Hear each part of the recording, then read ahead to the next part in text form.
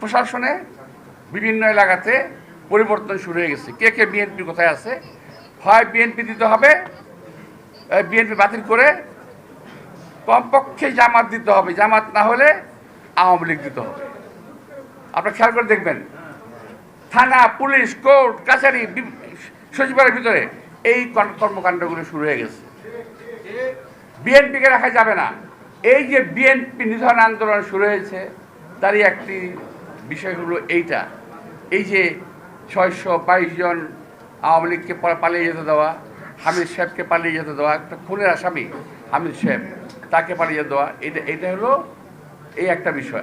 আরো বিষয় আছে, এই সরকারের মধ্যে অবস্থানরত অনেক অনেক মন্ত্রী, অনেক কি বলে উপদেষ্টা, যারা বাংলাদেশের নাগরিকই নন, তারা এই দেশ পরিচালনা করতেছেন।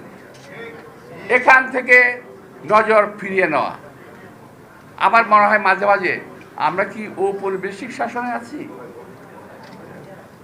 আমার মনে হয় যে আমরা দেশের মানুষের শাসনে নাই, আমরা ঔপনিবেশিক শোষণে আমরা আছি। নইলে আজকে একটি কথা আমি দেখছি, একটি জিনিস, সবাই তো দেশপ্রেমিক করে দাবি করেন ভাই, আমিও নিজেকে একজন দেশপ্রেমিক নাগরিক হিসেবে দাবি করি।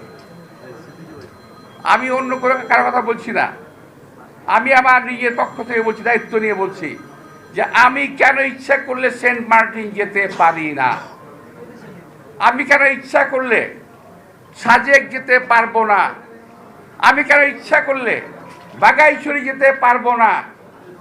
আমি একটু এই সরকারের কাছ থেকে জানতে চাই, আমরা কি কোনো পরাধীন রাষ্ট্রে বসবাস করি? আমাদের কি সেন্ট মার্টিন, বাগাইছড়ি কিংবা সাজেক যেতে পাসপোর্ট ভিসা লাগবে? আমি এই সরকারের কাছে স্পষ্ট উত্তর জানতে চাই, ঘটনাটা কি। আমি এটাও বুঝি না, আমার এনসিপির ভাইয়েরা যারা বলতে চান দ্বিতীয় স্বাধীনতা, তারাই সন্দেহের কথা বলছেন না কেন? তারা কেন কথা বলছেন না? আর কেউ যদি আমাকে প্রশ্ন করে আপনি কেন বলছেন, আমি বলছি এই কারণে এই দেশটাকে আমরা যুদ্ধ করে স্বাধীন করেছি। সুতরাং এই দেশটাকে শহীদ রাষ্ট্রপতি জিয়াউর রহমান যুদ্ধ করে স্বাধীন করেছে, কারো কাছে বিক্রি করে দেওয়ার জন্য নয়। প্রিয় ভাইরা,